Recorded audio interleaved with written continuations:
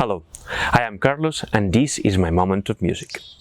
Today we will continue our conversation into trying to understand all the elements of music that composers have at their disposal in order to communicate the beautiful ideas that they have in their minds. Last time, after we discussed on melody, I decided today we're gonna concentrate on texture. Texture refers to the depth of music, how many voices are involved in order to convey the meaning that composers have for us. When in the Renaissance, composers realized very soon that having a melody accompanied by other melodies was a very good idea, therefore inventing what we call today polyphony, several melodies happening at the same time.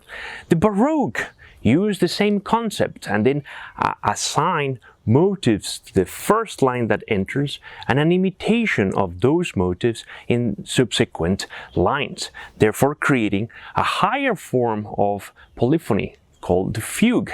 And then when all those lines agree on the harmonic content, we have a Baroque period in our hands. None other than Johann Sebastian Bach made an art out of this imitation game. But we have several examples of composers that have taken the idea of imitating and put it into their symphonic output. One example, the most beautiful one in the classical period, is Wolfgang Amadeus Mozart Symphony No. 41. The last movement is an imitation among all the possible parts in the orchestra, not on one or two, but 5 different motives, different ideas that are being assigned, imitated by every single line in the orchestra.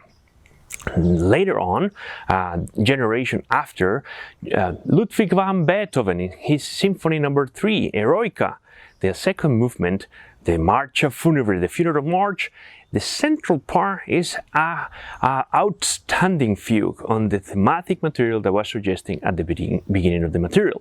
But if we go farther into the 20th century, Paul Hindemith in his ballet Nobilissima Visione, the last movement of the suite, it will be another form of imitation where the melody, the idea, is suggested in the bass line, and therefore every entrance of every other instrument will take the material and suggest it and transform it with their own voice and in its own time.